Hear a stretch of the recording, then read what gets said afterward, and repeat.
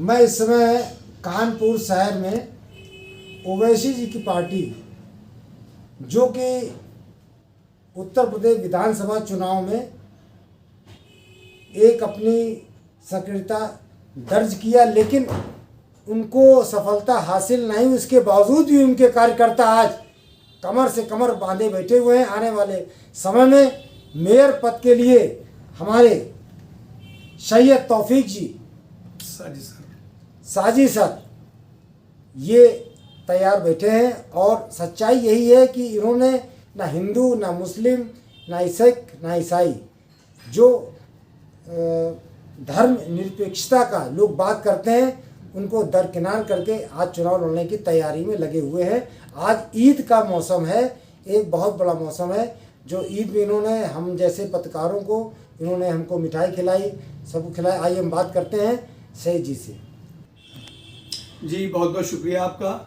मैं सैयद तौफीक अहमद उर्फ साजिद सर इसलिए कहलाया जाता है मुझे चूँकि मेरा शिक्षा जगत से बहुत बड़ा ताल्लुक़ है। इस कानपुर के अंदर मैंने गरीब बच्चों को हमेशा अच्छी तालीम देकर पूरी दुनिया के अंदर भेजा है, और इसी मकसद के तहत और खिदमत के जज्बे को सामने रखते हुए मैंने ये तय किया है कि अब मैं थोड़ा सा इस प्लेटफॉर्म पर आऊँगा, जिसके ज़रिए से जो हमारी आवाम, ये तबके का ताल्लुक नहीं है कि हिंदू है कि मुसलमान है कि सिख है ईसाई है, सबसे बड़ा। जी सर जी एक चीज़ और बता दें आपको, आज हमने कई जगह चर्चा सुनी कि मुस्लिम वर्ग थोड़ा अशिक्षित है।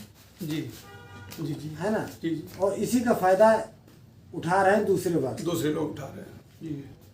तो ये आप सरकार से क्या करना चाहेंगे? मुस्लिम वर्ग के लिए कौन सी विशेषता उनके लिए आना चाहिए? शिक्षा के लिए क्या लाना चाहेंगे? भाई मैं यही चाहता हूँ कि गरीब बच्चों के लिए किसी भी कास्ट के हो, आज जो परिषदीय स्कूल हैं, नगर निगम के स्कूल हैं, उनकी आप देखते हैं कितनी ख़राब हालत है, और उसमें गार्जियन अपने बच्चों को पढ़ाना पसंद नहीं करता है क्योंकि उसकी व्यवस्था सही नहीं है।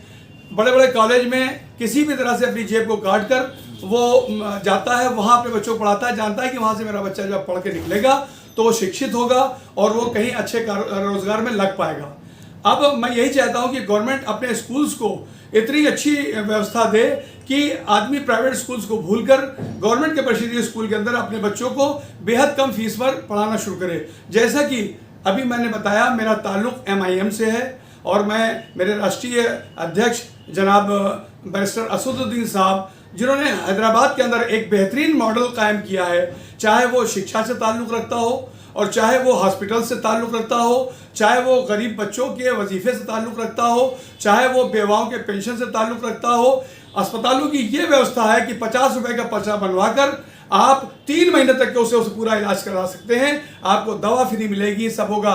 इसी तरह से जो बच्चे पढ़ने वाले हैं, तो ये ओवैसी जी ने वहाँ, तो इस बात को आप उत्तर प्रदेश सरकार में क्या देना चाहते हैं कि ऐसी व्यवस्था होनी चाहिए? मैं श्री माननीय आदित्यनाथ योगी जी जो हमारे मुख्यमंत्री हैं वो बहुत एक्टिव हैं।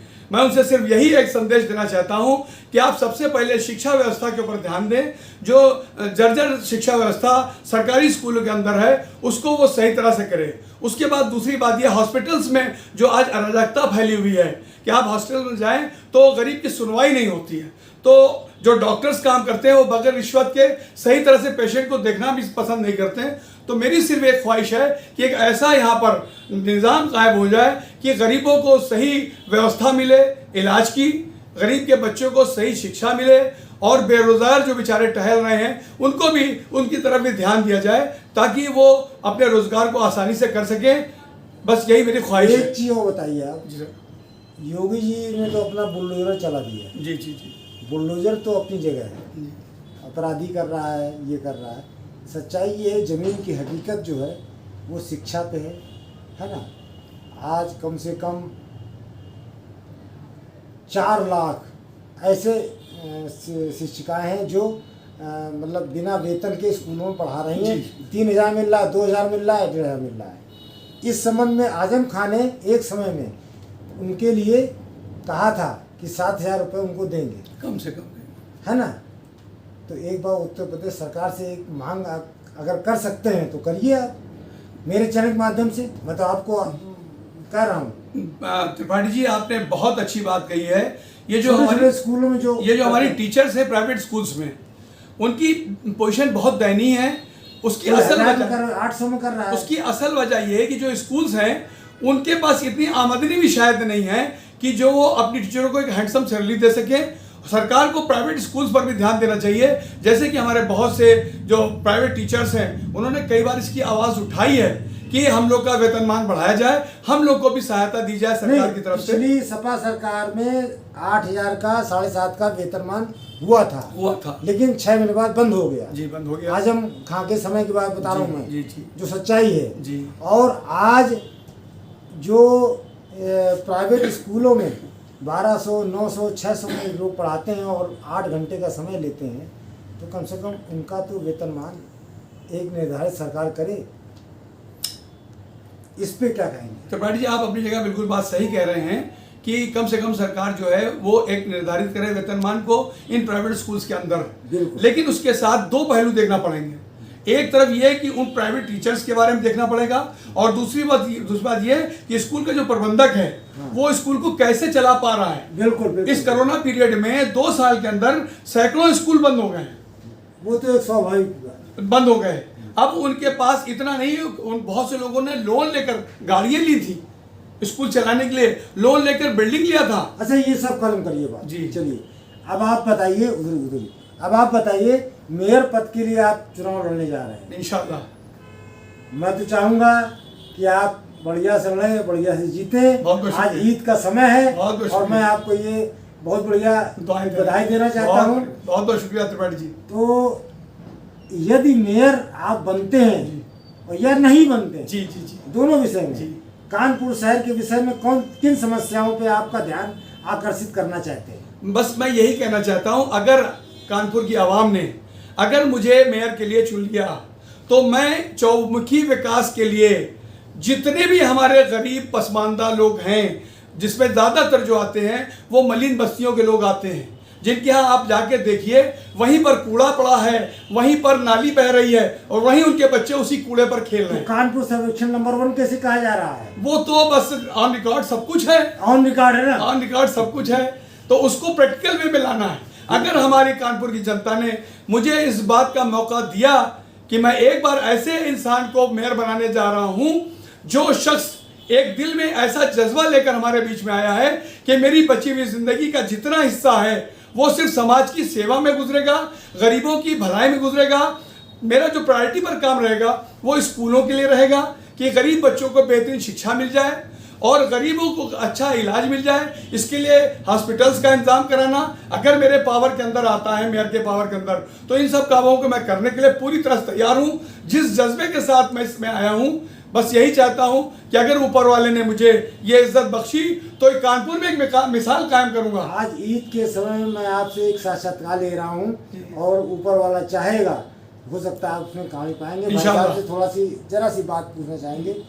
भाई साहब, अपना नाम और ये बताइए कि भाई साहब मेयर के लिए लड़ रहे हैं। जी, क्या सक्षम हैं? हाँ, बिल्कुल सक्षम है। बताइए, उधर बताइए। जी, बिल्कुल सक्षम। कैसे सक्षम है? भाई, ऐसा आदमी जो रात दिन एक करके पूरे कानपुर में दौड़ भाग ये वो सब करते हैं और इस उम्र में और लोग दौड़ नहीं पाते हैं, जो कि इनकी पोजीशन देखिए आप, इनकी एज देखिए और इनको पूरा हिम्मत और मेहनत करने का लगन, यानी कि समाज के प्रति ये सचेत हैं। और अगर जैसे आपने एक बात दोहराई थी कि अगर बनते हैं तो नहीं बनते तो भी ये बिल्कुल लगे रहेंगे काम पे। बिल्कुल। ये नहीं कि काम छोड़ देंगे आज न कहीं कल सही, मगर गरीबों की जब मदद करेंगे, हम पीछे लगे रहेंगे तो कुछ ना कुछ तो ऊपर वाला भी समझता है। नाम लेकर इनका सहयोग के लिए क्या करना, अपना नाम लेके बताइए और इनका सहयोग कैसे करेंगे आप मेयर के लिए? भाई, मैं मोहम्मद जफर सिद्दीकी, मैं सैयद तौफीक हुसैन मेयर के लिए मैं पूरा सहयोग देता हूं और मैं इनके साथ लगना पड़ेगा। आज इस चैनल सामने बोल रहे हैं आप, मैं जो बोल रहा हूं वो सही बोल रहा हूं। ठीक। और मैं इनके साथ लगा रहूंगा और आगे आने वाले वक्तों में आपका चैनल और आप लोग देखिएगा कि कितना ज़्यादा कामयाबी इसमें मिली है। भाई साहब, थोड़ा आप भी बता दिए जरा सा, 2 मिनट आखिरी क्वेश्चन। कि सैयद साहब मेयर की लड़ना क्या उचित है? आप क्या लग रहा है, क्या नहीं लड़ना चाहिए, या ऐसा लग रहा है नहीं, कि इनका केवल जज्बा- नाम क्यों लड़ रहे हैं? मैं परवेज अब्बासी बोल रहा हूँ। इनका जज्बा है और ये नहीं, इनको जज्बा अलग बात है। इनको लेकिन इनका असल काम की बात बताइए, काम हाँ, की इनको बताइए। असल बात शिक्षा के उससे बहुत नॉलेज है और इनको बहुत हौसला है। ये कानपुर में कायाकल्प करना चाहते हैं शिक्षा जगत से, और बाकी जो कानपुर में अराजकता है और जो भी है उसको ये बदलना चाहते हैं। मेयर के इसलिए पद हम में आने के बाद अराजकता का प्रश्न नहीं उठता है, ये आप गलत बोल रहे हैं। कानपुर का जो विकास कुल का है, मिलाकर विकास की गलियों का विकास के है अंदर ना? जो अराजकता है, हाँ। इनका मकसद कहने का ये है अच्छा, विकास जो के अंदर। विकास नहीं हो रहे हैं और पेपर पे हो रहे हैं, जी। उन विकास को जो अराजकता फैली हुई है उसको दूर करना है। आपकी बात की उन्होंने साफ किया। चलिए इसी बात पे हम अब मामला अपना खत्म करते हैं। ये हमारे कानपुर में जहाज मोड़ क्षेत्र के मदीना मस्जिद के बगल में मेयर पद के लिए प्रत्याशी हैं, और इन्होंने जो कुछ कहा है और बहुत ही उचित और कारगर शब्द कहा है। इसमें ना तो कि इन्होंने किसी पार्टी का विरोध किया है, व्यक्तिगत इन्होंने तौर पे काम करने के लिए एक शपथ ली है। आज ईद के त्यौहार पर इन्होंने क्या है, ये बात सब लोग नोट रखिए।